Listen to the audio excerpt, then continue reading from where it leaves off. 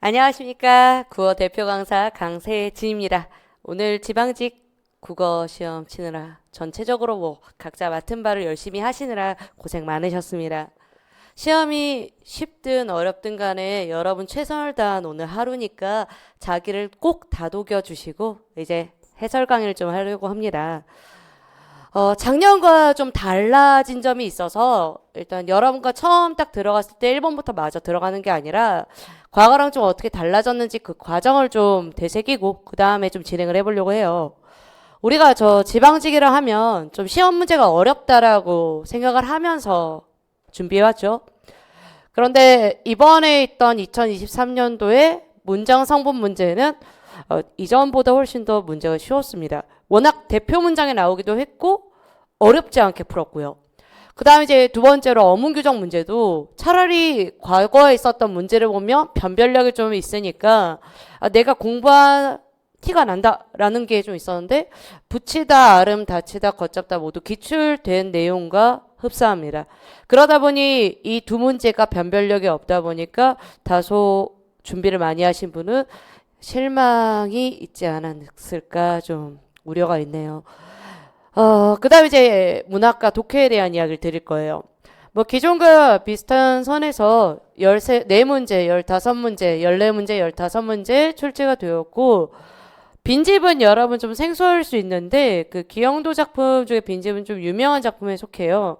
그렇지만 문제 난도가 국가직보다 좀 더 쉬운 수준이며 9켤레의 구두로 남은 산에는 과거에 있던 문제들보다 구체적이기보단 서술상의 특징이라고 해서 시점 문제를 그냥 아예 하나를 박아놔서 기존보다 문제 난도가 좀 내려갑니다. 오히려 시조 2개를 물었던 이쪽에서 헷갈려서 다른 걸 답을 고르신 학생들이 있을 가능성이 높았고 춘향전은 속으로 하다 보면 답으로 같다라고 말씀을 드릴게요. 그 다음에 이제 독서가 이제 그 다음 문제인데 과거에 있던 추론과 지금에 있는 추론을 비교해 봤을 때 과거에 있는 추론이 훨씬 더 어려웠다는 것. 소재면으로도 논리학이 없고 맥락적 이해랑 또는 문맥적 이해, 조건에 대한 이해 이걸 가득가득 물었던 게 작년인데 작년을 이제 기준으로 삼아 아마 대비를 했다라면 올해 독서가 기존보다 훨씬 쉽지 않았는가 싶을 거예요. 그 다음에 이제 마지막으로 화법 쪽에 말하기 방식과 토론은 계속 이어져 온 거고 그 다음에 이제 수정하기는 국가직에서 한번 이야기를 나왔던 거랑 거의 흡사한 문제 유형이다 보니까 전반적으로 15문제지만 길이가 긴 것도 아니었거든요. 좀 차분하게 문제를 풀어왔다면 괜찮았을 거로 생각을 합니다. 자, 그 다음에 이제 문제가 어휘 파트죠. 과거에는 제가 어휘 쪽에 있는 거 이렇게까지 구체적으로 이야기를 하지 않았는데 지금 고민을 하시는 게 진짜 한자어를 어떻게 해야 되나요? 이게 관건일 거예요. 제가 2급 정도의 한자어를 알고 있어요. 그런데 지금 여기 보시면 뭔가 두서 있게 뭔가 개체 체계적으로 뭐 유기, 투기, 포기처럼 뭐 기에 맞춰서 공부를 한다거나 사자성어에 있는 모든 단어를 다 공부한다거나 이렇게 해서 뭐 대비가 가능할까는 좀 다른 문제라고 봅니다. 맹종이라는 단어라든가 해당 국어란 단어는 우리가 평소에 쓰지 않을 뿐더러 해당 단어의 수준도 기존보다 조금 높기 때문에 대비하기가 쉽지 않은 거죠. 그럼 과연 한자어를 그럼 1급 또는 특급 그 이상으로 따면 괜찮을까요? 라고 질문도 주시는데 그 공부를 하기까지의 이 노력이 전공 공부가 거의 흡사합니다. 그러다 보니까 한자어는 이런 결제나 보상 같은 기존 기출문제 위주로 진행하는 게 일단 먼저라고 말씀을 드리겠습니다. 그래서 한자어를 체계적으로 하실 분은 한자어를 찾는 게 맞고요. 근데 이게 기간이 얼마나 걸릴지는 전문 선생님이 저와 한번 상담을 하신 후에 진행을 하는 게 맞다라고 보겠습니다. 자, 그러면 전체적인 이야기를 이렇게 줄였어요. 국어문법은 일단 어렵지 않았습니다. 어문 규정도 마찬가지고요. 제가 가장 우려했던 건 통원법이거든요. 중세국어는 어떻게 해야 되나, 문장 고치기 나면 어떻게 되나, 그 부분 아예 나오지 않았다 보니까 평균이 위로 올라가 버리죠. 게다가 문제 모두 속어를 중심으로 풀면 답이 나오는 문제 유형이었고 화법은 대화의 주제에 맞춰서 읽으라고 제가 수업 시간 몇 번을 강조를 했는데 거기에 맞춰서 실제로 출제를 했고 장문도 왔다 갔다 고쳐쓰기 밑줄만 봤으면 문제를 풀 수가 없을 뿐더러 해당 주제와 맥락을 같이 하는 문제 유형입니다. 그리고 독서는 기존보다 좀 문제 유형은 다채로워졌어요. 뭐 빈칸도 나와 있고 뭐 추론도 세 문제나 나와 있다 보니까 다만 길이가 짧습니다. 그리고 조건문도 많이 나오지 않았고요. 그래서 오히려 1부터 8까지 제가 강조한 바는 이번 시험이 어려웠다면 어려운 문제가 있었고 그건 바로 어휘에 있다라고 말씀드릴게요. 그래서 국어가 전반적으로 작년 지방직에 비해서는 평균이 오를 것으로 생각이 듭니다. 자, 그러면 탑5 이제 5가지에 대한 이야기를 드릴게요. 5가지는 뭐가 있냐면 제가 학생들이 실제로 풀었을 때 좀 어렵지 않을까 생각되는 것 5개를 골랐는데 문제 5번 같은 경우는 이제 시조와 관련된 거거든요. 그럼 얘 같은 경우는 이제 황진이 이쪽 이왕 도산 12공인데 청산은 내 뜻이고 녹수는 임의 정이고 녹수가 흘러간들 청산이 변할 쏜가 녹수도 청산을 못 잊어 울어서 가는 걸 어찌하리 라는 의미를 갖고 있어요. 그래서 화자가 사랑하는 마음을 드러내기 위한 시조이고 이거는 청산은 어찌하여 망고에 푸르고 흐르는 물은 어찌하여 주야에 그치지 아니하는가 우리도 그치지 말고 망고상 정책 학문 수양을 끊이지 않게 하자라는 의도에서 문제를 출제한 것 같아요. 그럼 이 2가지가 1번 청산이 같고 2번 주제는 같지 않아요. 이거는 사랑과 이쪽은 학문이니까. 그런데 문제가 대조법, 이미지, 대구법, 서리법이라는 표현상의 특징으로만 묻다 보니까 실질적으로 찾아야 되는 게 많거든요. 그럼 이제 대조 같은 경우는 해당 청산한 화자, 녹수는 임 나왔으니까 대조가 확실하죠. 그리고 상황은 자기가 어떤 말을 하든 간에 드러나게끔 되어 있어요. 그 다음에 이제 2번째로 시각과 청각을 가로 생각하면 헷갈릴 수 있겠지만 얘는 정확히 나라고 봐버렸거든요. 시각은 있을지 몰라도 청각은 물음표가 떠야 돼요. 왜? 반드시 소리가 드러나야 되니까. 그 다음에 이제 가와 나에서 나는 확실히 대구가 있는 게 눈에 보여요. 어디에? 해당 첫 번째 줄과 해당 2번째 줄. 그러다 보면 이제 가를 찾다가 헷갈리면서 시간을 좀 고려하신 분이 있을 거라 생각을 해요. 그래서 제가 5번은 난도를 상으로 둔 이유가 2가지가 고민되는 지점이 있었고 실제로 정확도가 높게 찾았으면 가는 아까 초장에서 찾아내고 얘는 이유 확실히 없으니 정답이 2로 갔을 것이고 만약에 그렇지 않았다면 대구 쪽으로 이제 답이 갈 가능성이 높은 거죠. 다음에 이제 서리는 둘 다 고가 있기 때문에 가나 둘 다 있다 해서 정답 2번 이렇게 돼요. 그러면 과거에 썼던 문제보다는 조금 단순하게 구성이 되어 있고 해석도 심지어 많이 필요로 하지 않았어요. 근데 불구하고 헷갈린 이유는 구체적으로 찾아야 되는 대구와 구체적으로 찾아야 되는 청각적 이미지고 진짜 이걸 흐르는 물에서 소리만 하나 덧붙였어도 청각적 이미지가 들었을 텐데 이 가를 먼저 읽게 하고 나를 읽게 하니까 약간의 착각을 할 수 있게끔 꾸몄다는 것이 이 문제가 헷갈린 원인이 아닐까 싶어요. 자, 그 다음에 이제 어디로 할 건데 고마워요. 파이팅을 해줘서. 자, 그 다음에 어디로 할 거냐면 2번째로 제가 짚고 싶은 문제가 얘예요. 8번. 8번은 되게 재밌는 문제였어요. 왜냐 문제 자체가 어렵지는 않았거든요. 근데 이게 지문이 그 3번 정도까지 읽으면 답이 끝나요. 근데 4번을 읽기 시작을 하면 좀 고민하기 시작을 할 것 같아요. 그래서 문제 발문은 맥락을 고려할 때 무조건 적절한 걸 고르는 거라 맥락을 고려하지 않고 문제를 풀 수가 없거든요. 그래서 능숙한 필자와 미숙한 필자라는 글쓰기를 기준으로 글쓰기 과정을 어떻게 하는지가 기준이 나왔고 여기에 따라 글쓰기가 고려할 내용을 정확히 골라내야 돼요. 자, 그러면 해당 내용의 계획하기 중에 어디를 고려하냐면 전자는 이 과정에서 오랜 시간 공을 들이는데 후자는 그렇지 않다라면서 미숙한 필자에 대한 이야기 전자후자 했고 글쓰기에서 계획하기는 글쓰기의 목적을 드러내야 되고 주제를 선정해야 된다고 적혀는 있고 난 다음에 예상 독자를 고려하라고 적혀 있죠. 그러면 이미 이 과정의 첫 번째 발문에 조건 1, 2, 3은 드러낸 거예요. 그 다음 이중 예상 독자 분석이 중요한 이유는 도대체 뭐 때문이냐라는 게 이제 그 다음 맥락이고 결국엔 여기에 그 이유를 한 번 더 서술하게끔 만든 내용이 있어요. 글을 쓸 때 독자의 수준에 비해 너무 어려운 개념, 전문 용어 사용하면 당연히 글을 이해하기가 어렵게 된다. 이게 가장 중요한 이유고, 두 번째, 글쓰기는 필자가 글을 통해 자신의 메시지를 독자에게 전달을 해야 된다는 게 두 번째로 읽어내야 되는 내용이에요. 자, 그러면 이제 이쪽을 보시면, 자, 계획하기 과정이 글쓰기 전체의 첫 단계이기 때문에 그 맥락에서 예상 독자를 고려할 이유는 없어요. 그래서 1이나 2는 대다수 학생들이 일단 골라내지 않을 예시가 아닐까 싶어요. 그러니까 문제는 얘네 둘인데, 필자의 메시지를 고려해서 전달하겠다라는 거거든요. 그러다 보니까 효과적으로 전달하는 데가 핵심이었고, 배경 지식 수준을 고려해서 다시 글의 목적과 주제가 결정되기는 아까 우리가 예상 독자를 글의 목적과 분리해서 볼 이유가 없어지게 되는 거죠. 그러다 보니 정답은 3번으로 되어 있는데 4번을 고르시는 분도 분명 저는 있을 거라 생각해요. 왜냐하면 전문 용어라고 적혀 있거든요.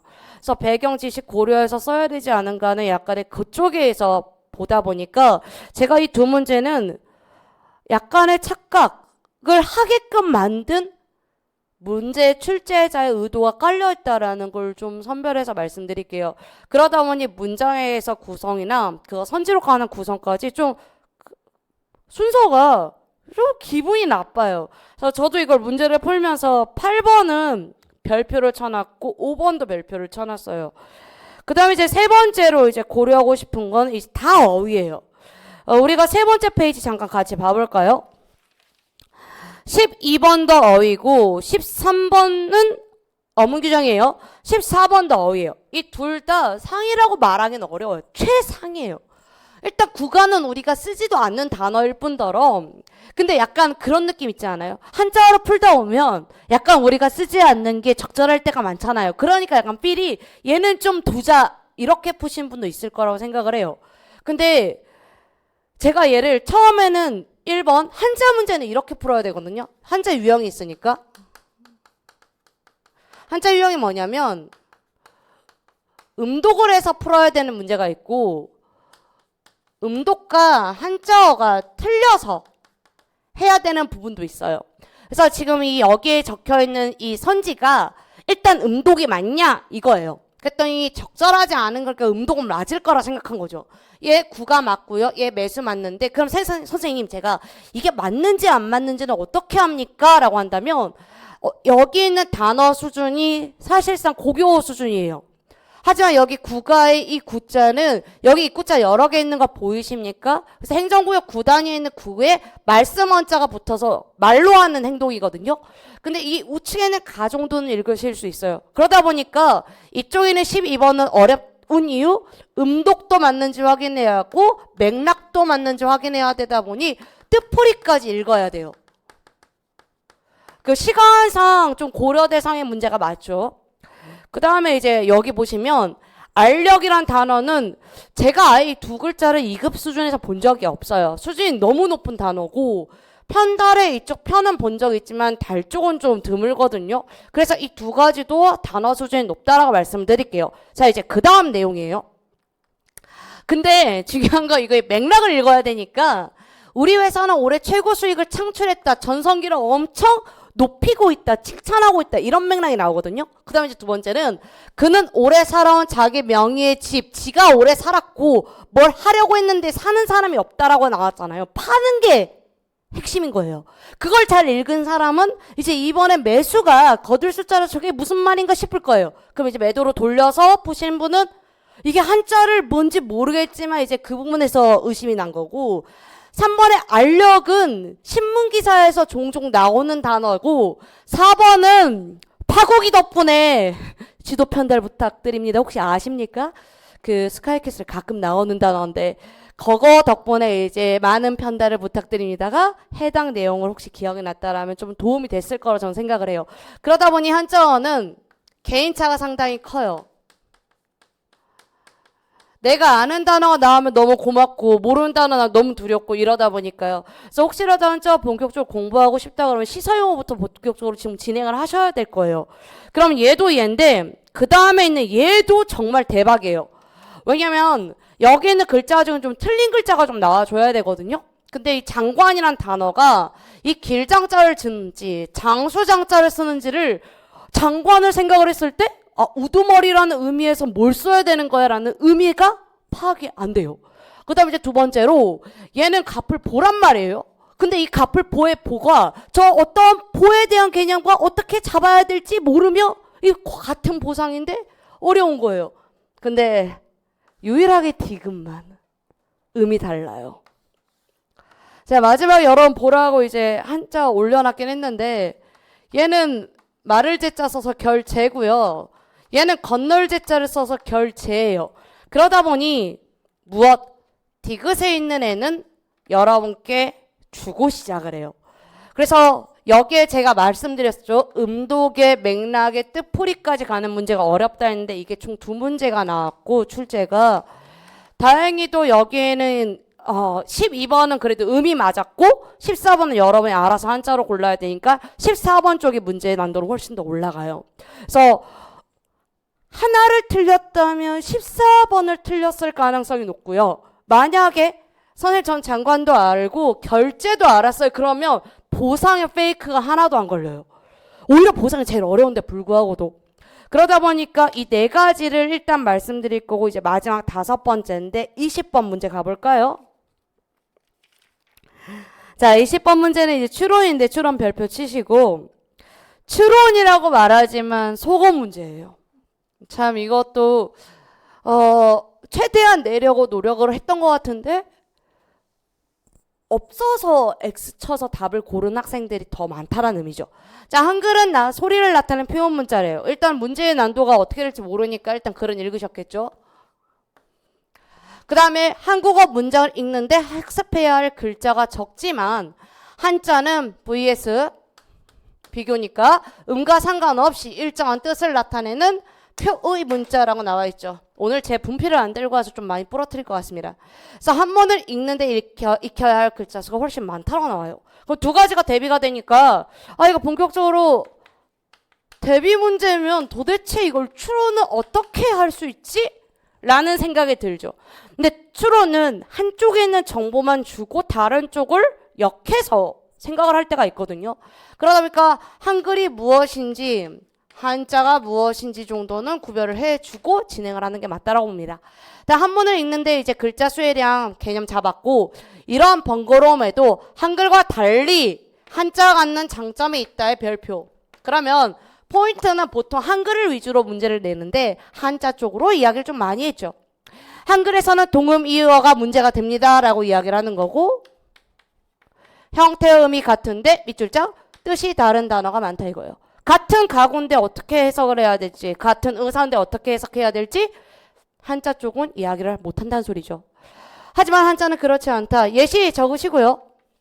한글로 사고라고 하면 뜻밖의 발생한 사건인지 생각하고 궁리함인지 구별할 수가 없다라고 적혀있죠. 이게 바로 한글은 될 수가 없는 하지만 한자는 가능한 이쪽 이야기고 다음에 이제 그런데 한자는 문맥에 따라 같은 글자가 다른 뜻으로 쓰이지는 않지만 다른 문장 성분으로 이야기할 수 있다라면서 새로운 이야기를 해요. 자, 문맥에서 따라 같은 글자가 밑줄 쳤어야 됐고 다른 뜻으로 쓰이지 않는다고 했으니까 동음이어 쪽은 아니에요. 이야기 자체가.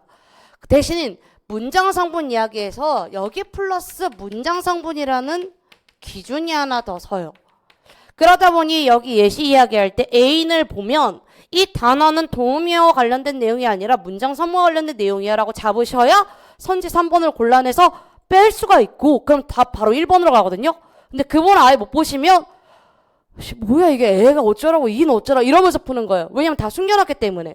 관영어 할 때 사랑하는 사람 이렇게 읽으라는 소리인데 결국 사람을 사랑하다로 읽어야 될지 이걸 해당 문법적 요소로 이해를 해서 문제를 풀어야 되는 이제 마지막 문제가 되죠. 하지만 사람은 이 20번 문제쯤 되면 다음 파트로 넘어가야 되니까 좀 가볍게 생각했다가 힘들게 문제를 푸는 경우가 더 많거든요. 여기 일단 고르지 않는 선지는 일단 안 골라요. 깨끗하게 한다라고 했을 때 수식할 수 있고 정수물이라고 했을 때 다음에 여기 의사는 100% 안 골라요. 그 문제는 얘인데 문장 성분이 바뀌다는 건 팩트를 읽으셔야 되고 동음이어가 아니다 했을 때 뜻과 관련된 내용이 나왔어야 해요. 그러다 보니 이제 해당 내용은 추론할 수 없기 때문에 정답이 1번이 된 거죠. 자, 이렇게 총 5개가 제가 고른 거라 해당 5, 25를 빼버리면 75점부터 이제 학생들이 쌓인다고 생각을 하시면 돼요. 그 다음에 이제 75점 아래에 있을 때는 어떤 게 이제 포인트가 되는지 제가 전반적인 걸 다 말씀을 드릴게요. 그럼 다시 1번 문제로 와주시면 되겠습니다. 그래서 매해 이제 문제를 꼭 봐야 되는 게 있는데 이 작년 거는 맨 마지막에 있었던 19번과 20번을 꼭 보셔야 돼요. 그게 완전 신유형이라서. 그렇지만 이번에 있는 문제는 그렇지 않다라고 말씀을 드릴 거고 신유형이 전혀 아니에요. 자, 문법부터 시작해서 차근차근 갈 거니까 3번 문제 들어가도록 할게요. 난도합니다. 이유는 주어냐, 서술어냐, 부사어냐, 독립어냐 다 알려줬고 야, 대놓고 쉼표 있으면 그냥 대놓고 독립어란 말한 거고 지원이가 깨운 거니까 주체 맞고 만들었다는 당연히 목적어 필요한 2자리겠죠. 그래서 해당 내용에 무조건 보호밖에 안 되고 저건 거의 기본이에요. 문법을 아예 안 하고 기본서만 살짝 봐도 문제를 맞출 수 있는 문제 유형이라는 소리고 저는 이런 문제 굉장히 화를 내죠. 좀 더 내주실 수 있지 않나요? 애들이 진짜 고생해서 문법 하는데. 그 다음에 이제 두 번째 거는 어디로 할 거냐면 13번에 있는 문제예요. 해당 13번에 있는 문제는 어문 규정 파트이고 붙이다가 맞는지 아름이 맞는지 닫히다가 맞는지는 대표적으로 알아야 될 내용들이죠. 그러면 해당 대략이라는 내용은 겉으로 해서 겉잡다가 맞고 그래 정답이 4번이지만 이 단어 이미 여러 번 나왔고 2가지 혼동어휘 잡아냈어야 됐고 아름이나 알의 차이 다음에 닫히 나오면 주어 있는지 확인 대신에 닫히다는 목적어 있는지 확인 이렇게 해서 풀어달라고 부탁드렸죠. 그렇게 해서 해당 문제를 잘 풀었다면 일단 답까지 가는데 무리가 거의 없었을 거예요.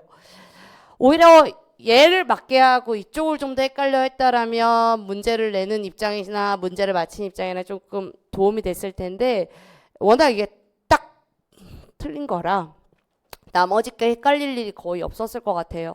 그러다 보니 이 2가지 문제밖에 없었다라고 말씀드릴 거고 우리가 이제 두 번째로 화법에 대한 이야기를 먼저 드릴게요. 화법은 다행히도 경률 쪽에 있는 이론 문제도 안 나왔고 긴 작문형도 안 나왔어요. 다행인 거예요. 여러분 작문형 연습을 트레이닝이 많이 필요합니다. 자, 첫 번째 1번인데 제가 이 문제에서 특이점이라고 하나 말씀드린다면 글에 목적이 있어요. 대화를 하는데 너가 진짜 같이 회의를 할 수 있느냐를 잘 만들어줬더라고요. 그래서 여기 부분 행과편을 잘 체크해 주세요. AI에 대한 국민 이해도를 높이기 위해 설명회를 개최할 필요가 있다고 생각해요. 저도요. 공감 끝. 1번 정답. 다 하셨죠? 자, 2번. 그런데 어떻게 준비 효과를 전달할 수 있을지 고민이에요. 직접적으로 질문한 게 아니고 설명에 참여할 청중 분석이 먼저 되어야겠지요. 답도 잘 해주고 있고 청중이 주로 어떤 분야에 관심이 있는지 알면 준비할 때 유용하겠네요. 그럼 청중의 관심 분야를 파악하려면 청중의 특성 중에 어떤 것들을 조사하면 좋을까라서 다 긍정적으로 보고 있어요. 청중에 맞추어서. 나이, 성별, 직업 등을 조사할까요? 또 다른 이야기도 해주고요. 근데 어느 누구도 반박하거나 반론하지 않았죠. 그래서 해당 1번은 선지도 잘 보시면 되게 귀여워요. 1번만 공감 이야기만 했고 직접 질문했는가? 2가지는 반대냐 반박이냐 해서 완전 다른 쪽으로 이야기를 했고 적절한 쪽이니까 확실한 것 빼고는 답이 고를 수가 없어요. 근데 이런 대사나 대화가 초반에 나오면 우리가 과거에 풀었던 문제들을 가지고 풀다 보니까 두려워함이 있거나 또는 이 문제의 맥락을 못 받았을 때 뭘 골라야 될지 움츠러질 때가 많단 말이에요. 화법 자체가. 그래서 이 문제는 초반에 그 목적 그걸 좀 정확히 봐줬으면 좋겠다라 말씀드릴 거고 얘랑 또 비슷한 애가 11번인데 11번에 토론이라고 좀 적어주세요. 뭐지? 방해삼 정물. 아, 네. 저기 옆에 지금 제 화면이 나오는데 저 되게 오랜만에 보네요. 작년에 좀 봤던 것 같은데. 자, 이번에는 11번에 난도 중인데 이거 토론이죠. 토론은 근거가 뭔지 주장 뭔지를 정확히 읽어서 가서 까는 거예요. 최근 국민 건강 문제와 설탕세 부과 여부가 논란인데 나는 설탕세를 부과해야 한다고 생각해가 주장이에요. 끝났어요. 제가 분명히 말씀드린 건 공무원은 자기의 주장을 피력하는 게 굉장히 강해요, 애들이. 그 수능처럼 구구절절 말하는 것도 하나도 없고 주장 야 이거니까 근거 이거 그냥 갖다 때릴게 이렇게 말하거든요. 왜 근거가 바로 나와요. 그러면 당함유 식품의 소비가 감소하게 되고 비만이나 당뇨병 등의 질병이 예방되니까 국민 건강 증진에 도움이 되기 때문이야. 뭔 이유로 그렇게 줄줄이 말하는 모르겠어요. 에이 다 근거야. 어쨌든 이렇게 하면 뭐 한다? 설탕색 부과해라 이거야. 그러면 이제 은영이 설탕색 부과하면 당 소비 감소 믿을 만한 근거가 있냐? 의문을 갖죠. 의문. 그 여기에 대한 발의 질문을 한단 말이에요.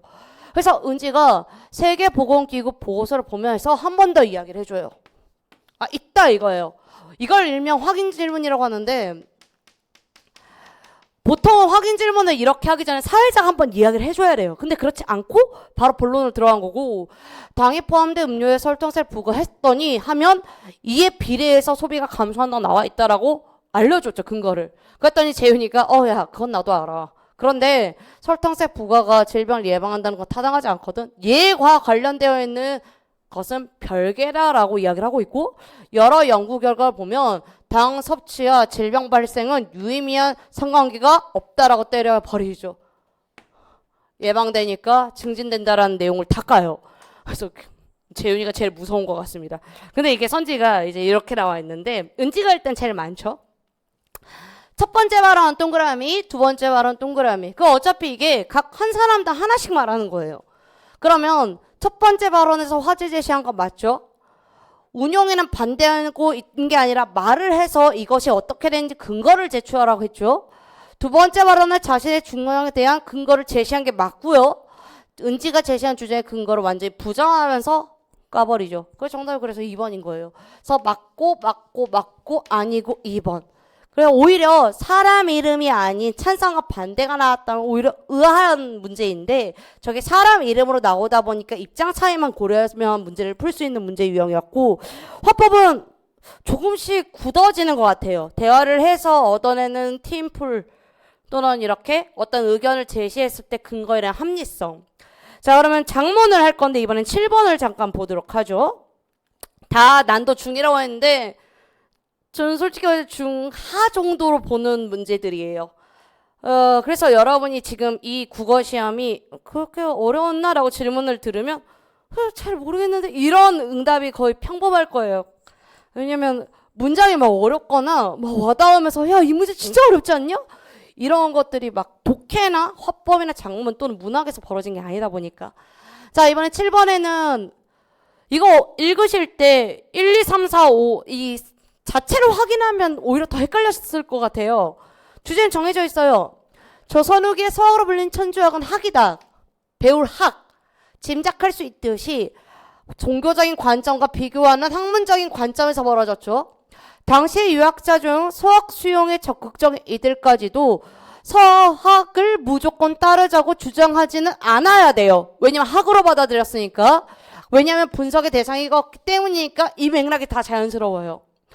그들은 조선사회를 바로잡고 발전시키는 게 목적이고요. 새로운 학문과 지식이 필요하니까 수용을 한 거고요. 외부에서 유입된 사유체계나 양명학, 고증학 등도 있어서 서학이 유일한 대안은 아니었다고 본 거예요. 그러니까 분석적 대상이었죠. 근데 이거 선지 보면 되게 웃겨요. 갑자기 두 가지를 바꾸거나 뭐 갑자기 긍정문을 바꾸거나 부정문 긍정을 바꾸거나 막 이렇죠. 그 다음에 혹시 이거 제가 동용했을 때 지향과 지향 구별하라고 했던 거 기억나십니까? 안 되는 것, 반대의 개념은 지향, 그 다음에 하는 쪽은 지향. 그러다 보니 적절하지 않은 게 세 개가 다 깔려버리니까 정답이 4번밖에 안 돼요. 그래서 반대로 어떤 부분은 지향하다라는 대화로 갔어야 됐고 그래서 7번은 답이 쉽게 빠졌죠. 참 문제가 3번까지 갔는데 와, 야, 이게 확실히 어렵다. 이런 거는 제가 이미 탑5로 끝냈어요. 그럼 이제 나머지 문제가 어떻게 풀려야 되는지 봐야 될 거 아니에요. 근데 작문과 화법은 계속 신유형을 고려하면서 문제를 출제하고 있으니까 앞으로 대비하실 분들도 이걸 풀 때 기출만 푼다. 이건 좀 안 했으면 좋겠어요. 화법은 왜 이렇게 대화를 하는가? 작문은 왜 이런 글을 썼는가? 여기 목적에 맞춰서 좀 글을 좀 진행을 해줬으면 좋겠고 문학은 5번 아까 해석했으니까 더 이상 하지 않을게요. 문제들이 시 한 편, 소설 두 편 이렇게 나눠져 있는데 뭐 극락 같은 느낌이었나? 막 극도 나오고 시나리오도 나오고 이래요. 그러다 보니까 어떤 문학을 보든 간에 응용력은 필요하고 해석은 해야죠. 사랑은 잃고 빈집 나는 쓴 애야. 저 쓴 애 되게 중의적입니다. 실제로 라이팅을 할 수도 있고 그냥 써 이럴 수도 있고 사랑 잃는 것 자체가 이별은 곧 부정적 현실. 잘 있거야 짧았던 밤들아 창밖을 떠돈던 겨울 안개들아 아무것도 모르던 촛불들아 다 잘 있거래. 그러면 이거 여기서 뭐 확인해야 됩니까? 돈어법 확인해야 되지. 사람이 단 한 명도 안 나와요. 공포를 기다리던 흰 종이들아 망설을 대신한 눈물들아 잘 있거라 더 이상 내 것이 아니 열망들아 또 돈어법이 튀어나와.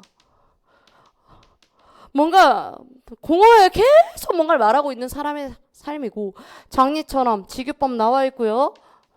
나 이제 더듬거리 문을 잠갔죠? 갇혔죠? 그 안에 갇혀있는 화자의 상태로 끝났어요. 이거 굉장히 오랜만이에요. 내가 사랑을 위해 추구하고 열망적으로 극복해야 하는 시도 있는데 그렇지 않은 거죠.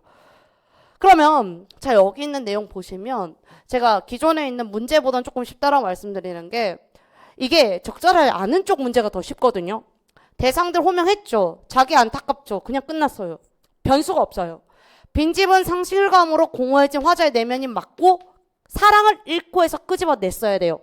영탕형 어조는 돈어법 있으면 일단 있다고 생각하는 게 제일 쉽고 이별에 따른 정서가 맞기 때문에 확인할 수 있는데 여기 글쓰는 행위를 통해 잃어버린 사랑의 회복을 열망하고 있다는 물음표가 떠버려요. 그래서 해당 답을 고르는데 오케이가 워낙 명백하다 보니까 답 고르는데 거의 무리가 없는 문제예요. 그래서 제가 현대시 가르칠 때 달달달 막 외우게 하거나 막 이거 해라 막 시어 외워라 막 이런 거 잘 안 하거든요. 야 이거 문제 풀 수 있는 거니까 한번 감상해보자 이러는 게 훨씬 많아가지고 잘 풀었을 거라 생각을 해요. 고마워요. 다음에 이제 문학 유능길은 제 기본서에 있는 작품이라서 어렵지 않은데 여러분 혹시 이 문제 풀 때 뭐부터 보셨어요? 저는 10번에 있는 선지부터 봤거든요. 왜냐면 이게 인물 위주던 서술자 문제든 소설은 글을 읽는 시간이 무조건 할애를 해야 돼요. 근데 이게 집중해서 읽어서 사건을 빼야 될지 아니면 서술자 중심으로 문제를 바꿔서 풀어야 될지 이 고민이 있어야 된다는 소리예요. 그러면 여기 전지적 위치 있죠. 등장인물이 대어라고 적혀있죠. 주인공이라고 적혀있죠. 주간 배제하고 외부 관찰자의 시선으로 이야기하라고 있죠. 시점 이야기거든요. 그러면 이게 관찰자 시점을 이야기하는 거고 이게 전지적이고 등장인물이 된다란 말이나 주인공으로서는 1인칭을 고려한다는 거예요. 그럼 이게 중복 절차가 돼서 문제를 낼 수가 없다 보니까 이쪽은 1인칭과 관련되어 있는 관찰자 또는 솔직히 말해서 관찰자 시점이라 말하기도 좀 애매한 게 이 화자가 드러내고 싶은 내용에 맞추어서 그때그때 조금씩 달라질 때가 있거든요. 지문마다. 근데 여기는 일단 등장인물 맞고 화자보다 다른 사람을 좀 더 행동에 관찰한 게 맞기 때문에 거기에 맞춰서 문제를 읽으시면 돼요. 그렇게다가 갈등 원인이나 이런 이야기를 하고 있지 않고요. 유년 시절 회장도 아니니까. 그래서 이게 소거가 막 돼요. 전지적 위치에 있다라면 그 사람의 내면을 다 알았어야죠. 이렇게 푸니까. 근데 너무 또 관찰자도 아니에요. 외부 관찰자면 객관적 서술에서 다 표정밖에 안 나오지 내면 심리 이야기를 못 하거든요. 그러면 지금 보시면 이제 반드시 갖는 조건임을 강조하면서 그는 그 동그라미 이 사람이 이 글의 가장 핵심이자 주제의식을 가져야 될 등장인물이면서 걔만 말하면 안 되는 게 여기 나도 역할이 되게 중요해요. 소시민으로서의 역할이 중요하니까. 그 동그라미 치고 성역체 위에다 오른손을 얹고 말하듯이 엄숙한 표정 동그라미 관찰 시선 하마터면 나는 잊을 뻔했다. 나 동그라미 1인칭 등장인물 그가 적시에 일깨워 줬기에 망정이지 않으면 뭐? 어려움에만 골똘한 나머지 빌려줬다 나중에 돌려받는 어려움이 더 클 거라는 생각을 못할 것 같다. 왜? 힘들게 벌었으니까.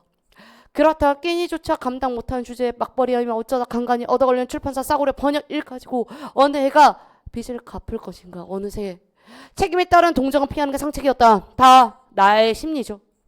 그리고 기왕 피할 바엔 저쪽에서 감히 두말을 못하도록 야멸책에 굴 필요가 있었다. 병원 이름이 뭐죠? 원산부인과입니다. 거의 말미에요. 지금 내 형편에 현금은 어렵고요. 원장한테 내가 보증을 서줄게요. 한 번만 다시 매달려 보십시오. 의사도 사람인데 설마 사람을 생으로 죽게 하겠습니까? 달리 변통할 구멍이 없으시면 그렇게 해보세요 라고 말은 했죠. 하지만 심리는 다 우리는 알고 있는 상황이고. 자, 밑줄죠.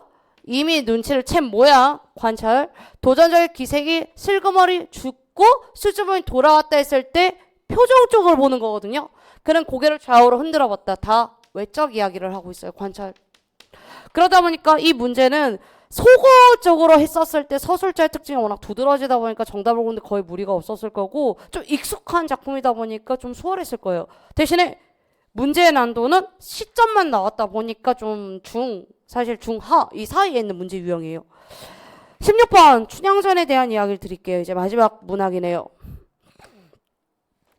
춘향전의 그 결말은 뭐죠? 목요이가 나와야죠. 매우 치라 소리마 저 넓은 고을에 벼라쳐지 우리 첫딱 붙이니 춘향이 동그라미 정신이 아득해. 겁나 아프겠다 지금. 아이고 이것이 웬일인가. 일자로 오늘따라 우는 말이 일편 당시 춘향이 일정지신 먹은 마음 일부종사하셨더니 일신한처 이 몸인데 일각에도 변하니까 일월 같은 맑은 절개 일이 힘들게 마르시오. 쳐! 꽤 때리요. 또 하나 맞고 붙여. 에고! 이자로 우는구나. 지금 맞고 앉아있잖아. 이 법을경 이내 마음 이거 무서워 무엇이 다르니까 이 몸이 죽더라도 이도령은 못 잊겠어. 이도령 동그라미 춘향이 가장 사랑하는 사람. 이 몸이 이러한들 이 소식을 누가 전할까. 이왕 이래 됐어 이 자리 그냥 뒤지게 해라. 끝. 20대니까 가능한 사람입니다. 10대인가? 얘는 10대일 거야. 대단하다 야. 매우 치라 꽤 때려. 진짜 아파요 저거. 또 하나 딱 붙이니 에고 3자로 우는구나. 그러면 지금 1자 2자 3자 이렇게 계속 울고 있죠. 맞추고 있어요 지금 운자가. 삼청도 도련이가 삼색년문 맺었더니 삼강을 버리라 하소. 삼척도장하는 일이 이내 몸이 조각조각 찢겨도 삼청지도 중앙법을 삼색에 버리니까 3월 3일 4일까지 월월라라 33장 올라가서 삼태성이 하소연할까. 거의 랩 아니가? 랩 수준이라고. 삼삼삼삼삼 그냥 글 읽으면서 상황 계속 반복된다는 느낌 들잖아요. 그러면 이제 동일한 글자 반복하는 거 그냥 나오지. 숫자를 활용한 거 나오지. 내 짤 같은 게 해결하고 있다고? 물음표 뜨지. 유기적 가치관을 하고 있는 거 얘 막 삼종지도 이런 말 하잖아. 그러니까 정답이 3번 나오죠.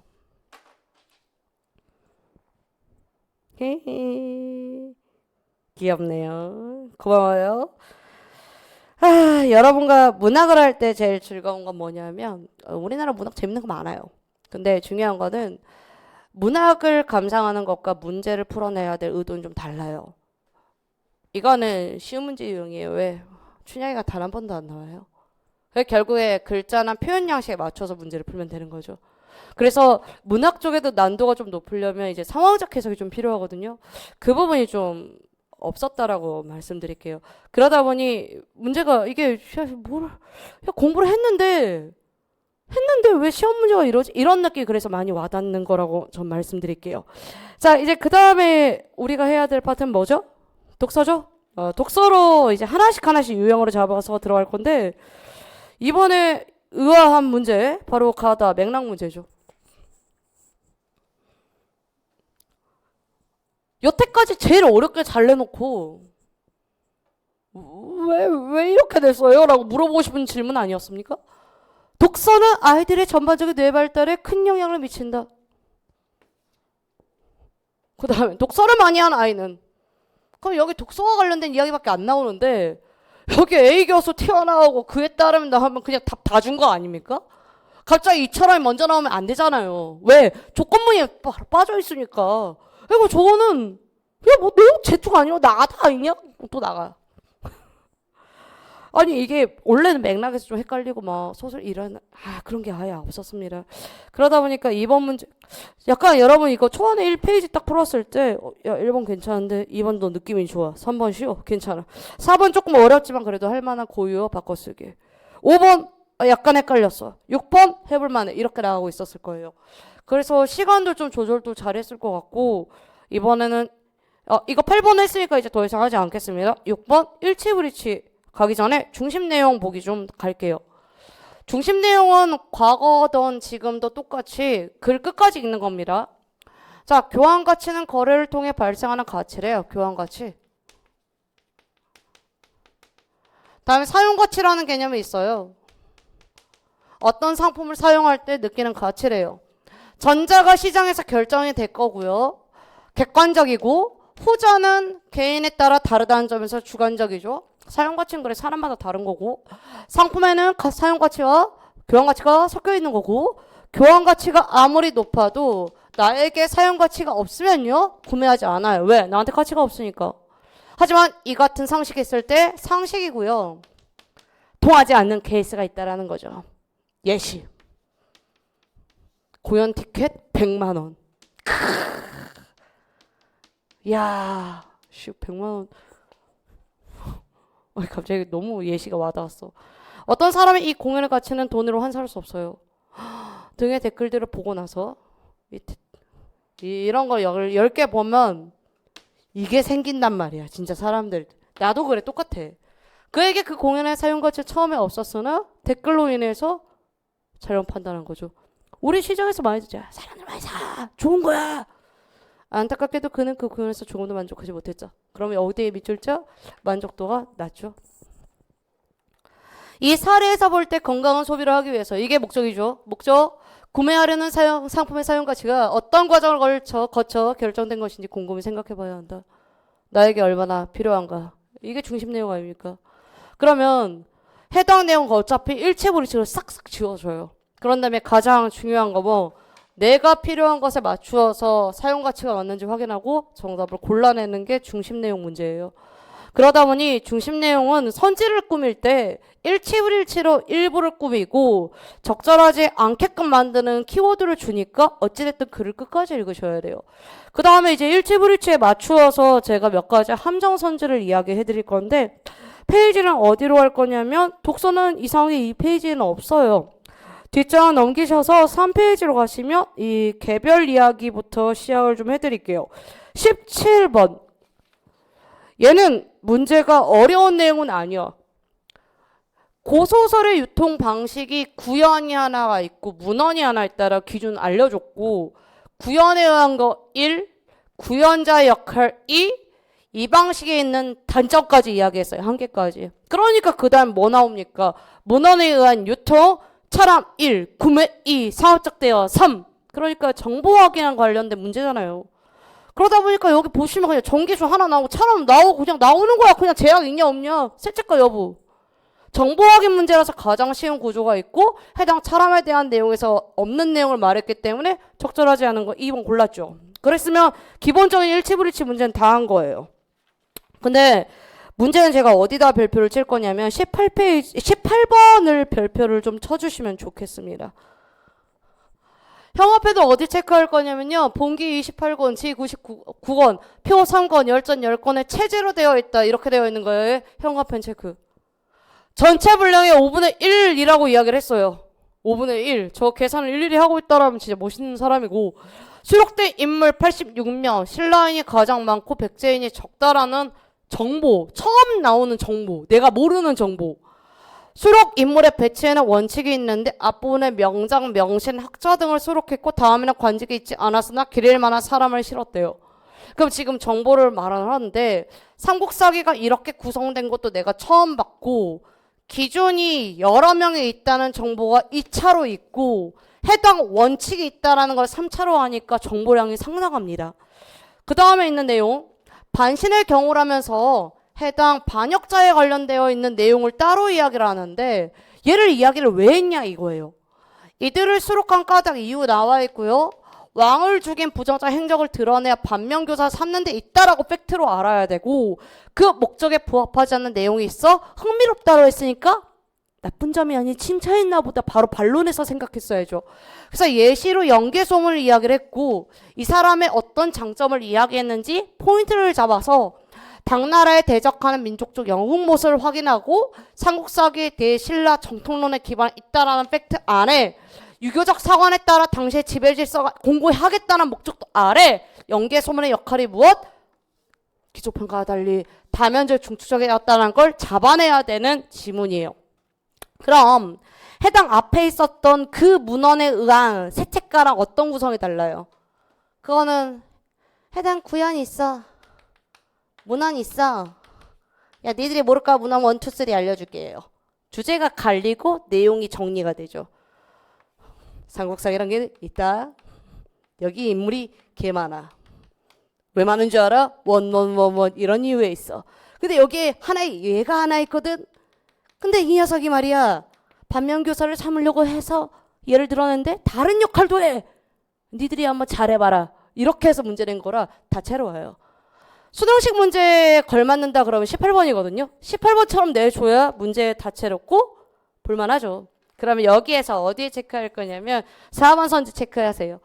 답이랑 상관없이 4번 선지를 체크한 이유가 지금 해당 내용의 삼국사의 열전에 뭐 고구려인 백제인 이거 다 일체불일치로 다 위아래 보시면 돼요. 근데 열전이 가장 많은 권수를 차지한다 별표 치시고 해당 개수 다시 한번 점검해서 문제 풀어야 되거든요. 근데 권수 이야기나 가장 많다, 가장 적다, 두 번째로 적다, 두 번째로 많다는 일치불일치 문제 중에서 고난도에 속해요. 이걸 확인하는 과정이 필요하다 보니까 그래서 18번은 별표라고 말씀드릴 거고 해당의 의의는 어차피 말하고자 하는 바는 2번에 있으니까 맥락 잘 봐서 체크해서 빼냈어야 됐죠. 자, 그럼 이제 독서의 마지막은 뭡니까? 추론이죠? 네, 추론으로 이제 오시면 돼요. 자, 15번에 있는 문제로 갈 건데, 일치불일치로만 충분히 끝나는 문제밖에 없어가지고, 사실상 이게 추론인가 싶은 게 없지 않아 있어요. 예를 들어, 우리는 개별적으로 고립된 채 살아갈 존재일 수 없다. 사회 속에 여럿이 모여 복수의 상태로 살아갈 수밖에 없는 존재라면서 이 부정문을 진짜 많이 쓰거든요. 근데 추론은 부정문을 많이 쓸수록 내용에 대한 이해가 낮아버리면 이게 왔다 갔다 하다가 그 같이 붙어있는 공통점을 못 볼 때가 많아요. 그래서 이건 기준을 개별 하나 잡았어야 됐고 여럿이라는 복수를 잡아서 글을 읽어냈어야 됩니다. 그래서 복수의 상태로 살아가는 우리 종이라고 잡았고 보편적이고 동등하다라는 특징을 잡아내서 문제를 풀었어야 됐고 그러나 우리는 각각 유일 무일성이 단수라는 점을 부정한 게 아니라 맞다라고 말하고 있고 단수에서 무엇을 이야기하고 있냐면 유일 무일성이라는 특징을 말했고 이건 결국에는 고유의 인격체라는 것도 같이 들고 가죠. 철저하게 고유의 인격체를 부정을 하고 복수의 개념으로 가자는 의미가 아니다 보니까 두 가지 다 인정하는 선에서 들어가줘야 선지에 대한 판단력이 빨라져요. 자, 여기 보시면 사회 속에서 우리는 보편적 복수성과 특수한 단성을 동그란 별표 겸비한 채 살고 있다라는 게 중요했고 바로 이러한 이유로 우리는 다원적이라고 얘가 글을 끝내버리죠. 이게 이 글의 핵심이에요. 그러면 이 나머지 거는 이제 이해가 됐으니까 이러한 존재들로 구성된 어차피 다원적 사회일 거고 어떤 해결할도 당연히 시도해서는 안 되며 우리가 이 같은 사회에 살아가기 위해서는 어차피 타인을 포용해야지 개인에 대한 이야기를 할 수가 있거든요. 공존의 태도를 가져야지 이딴 걸 존중할 수 있죠. 그 다음에 공동체 정화 등을 목적으로 개별적 유일물을 제거하는 건 꺼지라고 해야 될 거 아닙니까? 이게 바로 이해가 되니까 이 세 줄이 끝나요. 근데 추론은 여기 아래에 있는 선지도 똑같아요. 우리는 고립된 상태에서 단수로 살아간 존재가 아니다. 키워드 가지고 문제를 낼 수밖에 없고 맥락적으로 이해니까 맞아 이러면서 풀어야 돼요. 다원성이니까 포용해야 되고 공존해야 돼. 맞아. 근데 유일무일성 보존의 제도가 보편적 복수를 뭘 침해하지? 이렇게 푸는 거라고요. 개인의 특수한 단수성 제거를 시도는 어때? 파괴하는데 결과로 이어질 수 있어. 마지막에 똑같은 내용이 있으니까 정답 3번 고르는데 문제가 없죠.